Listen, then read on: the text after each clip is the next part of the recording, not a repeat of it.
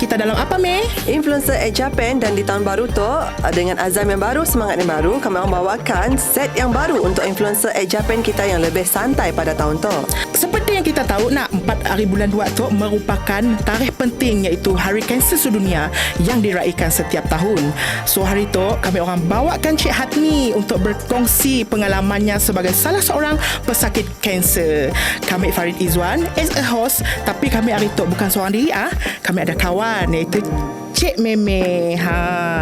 Sebelum kita nak blow yang lebih hancak, kata orang nak ada bagusnya kami suruh tetamu jemputan kita perkenalkan dirinya dulu.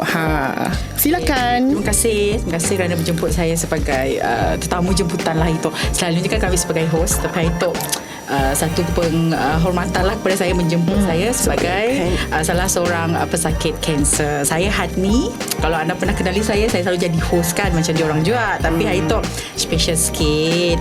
Ada special sikit hari tu kan. Okay. So untuk pengenalan, saya merupakan pesakit kanser ovari dan telah menjalani rawatan kemo dan sekarang masih dalam proses pemulihan. Dalam tempoh beberapa bulan, tak sampai setahun pun. Last year saya habis kemo lah, saya punya rawatan. Kami tu itu dari sini kita boleh dapat sakit kanser tu. Boleh kita share dengan kami orang? Bukannya dari sininya dapat sakit kanser ya. Dari sininya tahu. Macam ni nya tahu. Macam ni nya tahu and bilanya dapat tahunya terkena penyakit kanser. Okey, kami didiagnose sebagai pesakit kanser pada November 2021. Tapi sebelum kami didiagnose kami dah menjalani pembedahan membuang tumor dan juga ovari sebelah kanan dan juga fallopian tube sebelah kanan. So that mean the kanan side dah tak ada lah. So tinggal di belah kiri je. So tinggal kanan dah siap lagi. Macam ni lah kisah je. So start daripada bulan 11, bulan 12 baru kami start kemo lah sampai bulan 4 2022.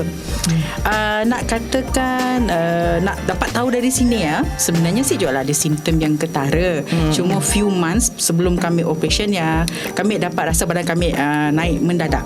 Walaupun pemakanan kami sama, tapi tiba-tiba buat badan kami dapat naik mengejut. And then macam kan. And then kami dapat rasa kami cepat mengah. Kami jalan sikit kami mengah, kami cepat sakit pinggang. Kami baring, kami siapat baring terlentang. Mesti kami mengiring. You know macam kena pregnant, kena orang mengandung kan ya macam ya. So kami tisu je fikir apa-apa sebabnya si sakit. Yalah yang si bestnya part kami ni sebabnya si sakit. So tumornya dah pecah semasa kami menjalani operationnya sebenarnya. Dah pecah. So that mean the liquidnya dah berjalan lah, selnya dah berjalan. So that's why lepas operation doktor kata tumornya nampak cantik. Untuk pengetahuan korang juga, tumornya adalah besar dia bersaiz 30 kali 30 cm. Oh my god, saya you boleh imagine pembaris panjangnya lah 30 kali macam baby dalam perut. And then darah yang dikeluarkan adalah 10.6 liter. Kalau tak silap saya 1 liter sama dengan 1 kilogram. So that mean dia 10 boleh kata dia seberat lebih 10 kilo lah yang saya tanggung selama ni. Yang saya tak tahu pun dia adalah kanser. So lepas didiagnose, saya merupakan kanser ovari ataupun nama spesifik dia adult granulosa cell tumor. Itulah kisah dia. Taklah orang kata taklah seindah disangka sebab dia tak ada simptom yang ketara. Susah nak dia tiba-tiba lah kiranya baru kita tahu dia sebenarnya kanser saya ni dia macam mana, dia rare cancer. So pertumbuhan dia sangat slow. Dan dia bukan jenis yang terlalu agresif. That's why bila doktor pun tak dapat nak detect berapa lama dah benda yang ada dalam perut kami. Macam ni lah. Okey ni, biasanya mun kita dengar je pasal pesakit kanser tu asyik larilah daripada menjalankan rawatan kemoterapi tu. And kita biasa dengar kemoterapi pun kita dah tahu mesti sakit kemoterapi sebab based on cerita-cerita orang yang dah menjalani rawatan tu memang akan imagine kemoterapi is benda yang sangat sakit lah. So kita as pesakit kanser yang juga menjalani rawatan yang sama, mungkin kita boleh share dengan macam ni apa pengalaman kita selama menjalani rawatan tu. Okay, so lepas kami didiagnose sebagai pesakit kanser, doktor ada bagi option sebenarnya sama ada kami nak jalani kami pun kemoterapi ataupun kami just biarkan saja. Tapi bila kita diberi option, so of course kita akan tanya apa risiko kalau saya buat tak buat kita tahu apa risiko. So bila doktor kata risiko agak tinggi sebab saya punya tumor ambil dah pecah. Bilanya dah pecah, so that mean dia pun air secair dalam tumor dah berjalan, dia dah merebak badan so lah. we don't know, dia takut macam Mada tadi kan, kami dah buang sebelah kanan, so dia ni I only have di sebelah kiri, so kita takut bendanya akan Merebak ke attack lagi. sebelah kiri. So kami mau, so I take the keputusan after bincang with my family and everything, so buat kemoterapi. So kemo saya cuma 3 pusingan saja, 3 circle, tapi dia taklah seindah yang disangka. Kalau doktor kata okey, 1 circle 1 bulan, tapi tak semestinya 1 circle 1 bulan lah, sebab dia depend kepada imunisasi badan dan juga ketahanan badan untuk menerima ubat kemo tersebut. Macam kami ambil masa dalam 4 bulan lebih, sebab dalam tempoh rawatan ada hari bila kami pun darah putih draw kan, so doktor paksa hold kami pun rawatan sebabnya akan masukkan ubat. And then kalau berat badan you turun mendadak, kami pernah lah turun berat badan sampai 7 kilo seminggu. I pernah kurus. Banyak tu. I pernah kurus. So 7 kilo seminggu. So macam orang kata apa, dia kalau ditanya sakit ke si, Bulat lah Mada si sakit. Yes, kami saya akan bulat lah. Kami akan madanya memang sakit. Walaupun cuma 3 circle saja, tapi memang sakit. First circle is okay. But the second and third dia memang suffering lah. Kami boleh madahnya memang menyakitkan. Tapi dia depends. Kami boleh nak madah semua orang sama. Dia depends kepada orang juga. Macam kami lebih kepada, kami saya ada mual, kami saya ada muntah, kami saya ada pening. Mun ada pening sikit. Tapi nya attack kami pun bahagian mulut. Mulut kami penuh ulcer. So kami boleh makan. Mulut kami penuh putih, dalam yang putih je. And then kami ada infection, ada a few tempat kami kena infection. And then macam biasa berat badan kami turun. And then kami tapak kaki kami sangat sakit, especially morning pagi you bangun, you pijak lantai nang sakit rasa macam kaca aja cucuk kita pun tapak kaki kita macam ya lah. And then ada juga bila dah masuk yang kami rasa circle yang ketiga, kami baru perasan di hujung-hujung kami pun jari tu nya kehitaman. Yang kehitaman. So yang hitamnya bukan sekadar bertukar warna, tapi yang memang sakit. Allahu Akbar. Kami asal sebab yalah based on yang kita tahu, because nya chemo yang when you said nya masukkan the ubat ya kan. Yes. So nya moving around the whole body. So memang akan rasa semua satu badan sakit. Betul sebab kemo tu nya masuk melalui saluran darah kan, ubatnya dimasuk ke melalui saluran darah. That's why kadang-kadang kalau you perasan sakit kemo tu, tangannya akan lebam sebab doktor ataupun nurse cuba nak cari saluran darah yang ubatnya boleh masuk. Walaupun nya clear, macam kami pun urat clear. But bilanya masuk kan, the ubat reject yang macam reject lah, sebab yang makin bila you jalani kemoterapi, urat you akan semakin menipis. So ubat tu tak akan get through. Dia akan slow. That's why dulu ada macam orang yang akan mengalami orang kata menjalani rawatan dalam tempoh yang sangat lama. So doktor akan saja setidaknya mula kemopot. Maksudnya ada alat khas lah untuk ubat yang masuk. Dari siap. Apa yang kami salut dengan Tok Meh, dia boleh update dalam Facebook Tok Si, biar orang luar tahu perkembangannya. Dia still ambil peluang lah untuk kuat. Sebab kami nak dia adalah salah satu cara untuk kami mana dengan orang yang kanser tu bukan sesuatu yang menakutkan. Walaupun you tengah fight kan, you fight sebab you berjuang. Berjuang untuk hidup, berjuang untuk meneruskan orang kata kehidupan yang lebih baik. So why not you share dengan orang supaya orang dapat kalau dia boleh buat, kenapa kita tak boleh buat. I'm still kami terima dugaan tu masa umur kami masih muda. Tapi bila kami border, kami jumpa dengan community ataupun sakit-sakit kanser yang lain, diorang umur yang 60 lebih, 70 lebih, still ongoing chemo. Bila nanya dah berapa lama tak chemo tu, untuk dah circle kami ke 12, 13. How amazed. Kami sangat terkejut dan sangat bangga macam mana setidaknya boleh sekuat dan macam kami cuma chemo saja. Setidaknya ada juga kemoterapi, ada juga radioterapi. Yes. Then at the same time makan ubat apa semua memang teruk lah. Tapi yang penting janganlah percaya mitos-mitos yang pelik-pelik kan. Pelik-pelik mengatakan kalau buat datang kemoterapi mesti you all akan cepat mati kan. Selalu kita selalu dengar macam ni lah. Yang penting dengar advice daripada doktor. Ambil ubat apa yang doktor ajak, yang doktor benarkan saja. And then if you nak makan suplemen, you better get advice from advice dari doktor lah. Takut apa-apa jadi efek lain. Betul. Biasanya lah Nina, contohlah kita akan expect kita akan dapat sakit kan. Lagi-lagi lah bila kita dengar sakit kanser, mesti orang dah, oi, mun kami dah dapat tu mesti kami akan mati kah. Ya, is the mindset biasa lah. Ya, selalu macam So biasanya orang akan rasa down, akan rasa sedih, akan rasa macam kena kami yang kena sakit tu, kena kami yang macam ni akan memang totally down lah macam ni biasanya. So mun macam kita, siapa yang menjadi macam pendorong lah, yang membantu kita dalam berjuang untuk melawan penyakit tu sampailah ke hari Untuk menguatkan lagi. Okey. Okey, kalau nak kata, of course, bila kita dengar kita kena sakit kanser, memang kita akan rasa down. Dan untuk pengetahuan, masa first kami diberitahu doktor kami didiagnose sebagai sakit kanser, kami cakap apa-apa pun, jadi speechless. Cannot say anything. I just bangga je muka Kalau doktor terduduk ya. And then, tapi masa saya ditemani oleh my mum lah, mak mi ada di sebelah. So mak mi yang nanya, okay doktor, then macam ni. Then bila macam kami ada sekejap, kami terdiam sekejap, and then baru kami kelakar lah dengan doktor yang nanya apa semua. So mungkin kita nanya dengan kami siapa yang jadi pendorong terkuat kami, of course memang adalah, okay, kita ada family, kita ada kawan-kawan, kita ada best friend kita apa semua. Tapi bila part orang kata siapa pendorong utama, kami boleh madak, ia adalah mak kami. Mak kami merupakan, kami boleh madanya pejuang bersama dengan kami. Sebab apa, memang dah macam ya, dalam tempoh berapa bulan kami struggle untuk mengetahui semua. Sebelum kami selepas kami operation, 3 minggu selepas operation, jahitan kami terbuka. So kita ada satu lagi dugaan. Ada satu lagi dugaan. Lepas tu bila dah jahitan dah okey sikit, dan pergi jumpa doktor kata kanser.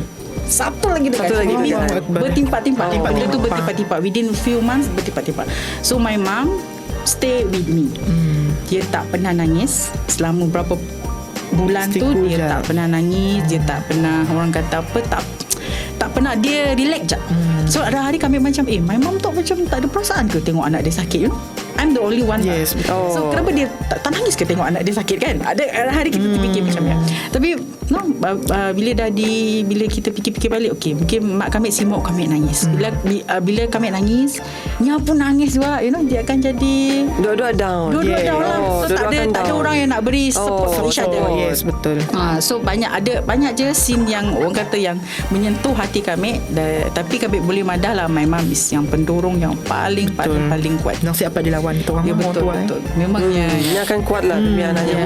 Nya asal macam okey, mun kami je ikutnya down macam mesti anak makin down. Nya akan down lagi. Kami bersyukur lah sebab mak kami berdiri di belakang kami, di sebelah kami sepanjang kami rawatannya. So kami masih bersyukur kami masih ada mak. Di usia kami macam tu, kami masih ada mak. Walaupun mak kami tak sakit, demam, macam mak stay je at home. It's okay, kami boleh pergi. Ni akan mak kami biarnya sejuk ke di bilik radio terapi tu sejuk, bilik cuma sejuk. So dia macam it's okay, mak situ ni malam macam ni. Ada hari kami macam kesiannya kami dengan mak kami. Ada hari kami nangis bukan sebab kami sakit je dah. Kami nangis tegang dengannya juga. Yes, kami tegang dengan kenanya have to go through dengan kami juga dekat situ kan. Di usianya macam ni kan sepatutnya kami yang jaganya. But Nya yang jaga kami. Macam ni lah rasanya tak. So bila kami dengan mak kami macam ni, so I decide aku nak kena kuat aku nak kena lawan. Sebab apa? Sebab aku ada mak, aku ada bapak yang untuk kita jaga dan aku kena hargai setidaknya. Macam ni lah. Biasa tu nak kebiasaannya kita tu mun ada certain orang lah munnya tak dah memang udah kena kanser gitu orang, life-nya akan tiba-tiba jadi gelap. Berubah. Yes, berubah. Normal macam macam dulu lagi. Macam kita pun lah macam ni kita boleh penyakit tu boleh merubah life kita. Tak sebelum tu kita aktif nak tiba-tiba kita tukar. Dia macam nak kata dia 100% you tukar tu tak lah, 160 tu tak juga sebenarnya. It depend kepada, tapi bagi kami bila once kau dah didiagnose sebagai penyakit kanser dan kau dah sedaya upaya untuk melawan sakit tu, penyakit kanser tu, kau kena hidup dalam keadaan gembira lah. Mun kau decide untuk bersedih, so that mean life kau akan totally gloomy, akan suram, kau akan tiap hari kau meratapi, kau nangis kan. Tak stress pun akan datang. Macam kami before Mek sakit, kami boleh kata aktif juga lah. I do my exercise apa semua. Kami kuat hang out and everything. We keluar malam apa semua. Biasalah kita lifestyle kita kan. Kita keluar dan sebagainya. Tapi bila kami dah sakit, dia macam okay, you dah kena tahu, you kena jaga pemakanan. Yes, betul. You kena jaga pemakanan, you tak boleh makan sebarang. Kalau you jenis orang yang peminum alkohol, so you better don't take it. Don't take it. Especially dalam tempoh rawatan, you just don't take it. Okay. And then you kena, orang kata buat exercises yang berpada-pada lah. You tak jangan yang terlalu heavy. You jangan buat yang terlalu ekstrim. Kena buat yang low impact. Sebab itu pun you kena minta advice daripada doktor. Apa doktor advice you? Doktor kata okay, you boleh buat exercise dalam bentuk low impact, and then you boleh buat. Ataupun doktor kata okay, you buat macam ni cardio macam ni je, you boleh buat. And then orang kata physically yes, kalau after chemo selalunya you akan orang kata apa, you akan botak sebab all the bulu-bulu you akan gugur lah. Gugur. Macam kami pun dulu mun you all pernah tangga kami pun panjang kan, panjang. Dan now rambut I pendek because of the chemo. So rambut I baru tumbuh, and then ada hari macam kami ada masalah juga dengan hormon. So after kami stop the chemotherapy, berat badan kami naik secara mendadak again. So kiranya back to yang sebelum ataupun macam mungkin a bit higher. Janji sihat. Because of that lah. So ada so nampak tak this year kita dah nampak dah, once kau dapat tahu kau ada sakit, bila you tak kontrol ataupun bila dia akan menyebabkan benda-benda lain lagi. So you better silih berganti. Yes, silih berganti. So lebih baik mengubati itu dalam mencegah lebih baik daripada mengubati. So please if you all rasa macam ada something wrong with your body, ada something wrong dengan badan kita orang, just Pergilah check. Buatlah medical check up. Sebab kita siapkan tahu kan. Yes. So yang biasa kita doktor ada suggest macam untuk kami lah, contoh biasanya bila je kita pola medical check up is advice to do it every year ke ataupun macam ni? Okay, you boleh buat secara berkala. Kalau yang paling bagus 6 bulan sekali ataupun setahun sekali. Buat, tapi buat full body check up. Full body check up. Yeah, so they mean kalau katakan you contohlah macam kita orang Malaysia tu selalu kenapa kencing manis, darah tinggi, tiga serangka. So at least kita dapat detect tu dengan awal dan kita boleh jagalah. Yes, ataupun betul. kalau you tak directly pergi penyakit diabetes, mungkin you kena pra-diabetes. So they mean you punya kandungan gula tu dah di tengah-tengah, in the middle. Jangan ditandah lama. So dah kira dah high risk lah ya. So just better take precaution, then you jaga makan, you buat exercises, have a healthy lifestyle, and then you akan okay. Okay. Macam lah. Okay lah, sebelum kita mengakhiri lah, kita pun influencer hari tu, okay, why not kita share sedikit kata-kata semangat kah, nasihat kah kepada pesakit yang di luar Asia yang masih lagi berjuang juga untuk melawan penyakit kanser tu. Okay. Kami tu Madah, asyik lah Madah, kita tu banyak gila pengalaman. Okay. Kami baru 3 circle, tapi kami tahu a few ada kita orang semua yang tengah berjuang. Mungkin ada sampai 24 circle, ada sampai 12 circle. Betul. Dan walaupun kami 3 circle, kami dah tahu kesusahannya. Macam kami pun lead aunty dulu, my lead aunty nya cancer cervix also. Dia sepatutnya menjalani 12 circle, tapi dia stop pada circle yang keempat. Masa ya kami macam, kenapa aunty I berhenti? Why you don't proceed? Just habiskan je. Habiskan je, proses je, teruskan je. And then bila kami berada di Sia, kami jalani rawatan kemoterapi, baru kami tahu kenapa aunty kami berhenti time dia. So they mean dia dah, masa tu dia dah tak ada, orang kata semangat juang dia dah kurang. So kami boleh Madah, kalau kita orang dalam proses untuk berjuang, teruskan berjuang. Sakit gini-gini, teruskan berjuang. You know what? Sebab you berjuang untuk family. Kalau you ada anak, you berjuang untuk anak untuk you, wife you, untuk husband you, berjuang untuk orang-orang sekeliling you. Betul. And then untuk diri you sendiri. Sebab kita tak tahu, kadang-kadang Tuhan, kadang doktor kata okay, you boleh hidup dalam tempoh 6 bulan. But you never know. You never know. You fight yang benar-benar. Tuhan punya kerja. Kita tak tahu berapa lama Tuhan akan bagi tahu okay, dia sampai ajal you. Dia sampai ajal dan sekian. Macam ni lah. So untuk kita orang yang masih lagi dalam proses perjuangan, teruskan berjuang. Keep Jangan going. dengar mitos-mitos yang pelik-pelik yang suruh you makan supplement ni guarantee boleh sembuh kanser. Tak ada, no such thing like that. And then teruskan support kawan-kawan yang sama-sama perjuangan. Macam Kabik juga, kami akan terus support Kabik kawan-kawan yang terus dalam perjuangan tu. Sebab bila you dalam perjuangan tu, you tahu betapa susahnya. Kalau you tak ada orang yang support you kena ada orang yang support belakang. Then baru you boleh dapat teruskan berjuang dan akhirnya you boleh jadi cancer free. Masa tu bila jadi cancer free, janganlah back to the old lifestyle. Teruskanlah dengan style yang you dah buat lebih sekarang sihat. kan. And then you encourage people untuk buat medical check up annually. Jaga pemakanan, exercises, jangan stres sangat. Stres pun antara salah satu faktor yang paling Mengundang penyakit. Yes, dia mengundang Betul. penyakit. Dia banyak penyakit Yang mengundang. selalu So make kita sure you dengar. jangan stres. Kalau you kerja, with time you have fun, you have fun. Macam tu. Betul. Okey, kita telah pun sampai di penghujung episod. Terima kasih Ani and Farid kerana bersama kami Sama-sama. di studio pada hari itu. And kepada kita orang yang di luar jangan lupa terus setia bersama kami orang di Influencer Japan. And jangan lupa like, share dan subscribe media sosial Japan Sarawak. Sampai berjumpa lagi. Bye.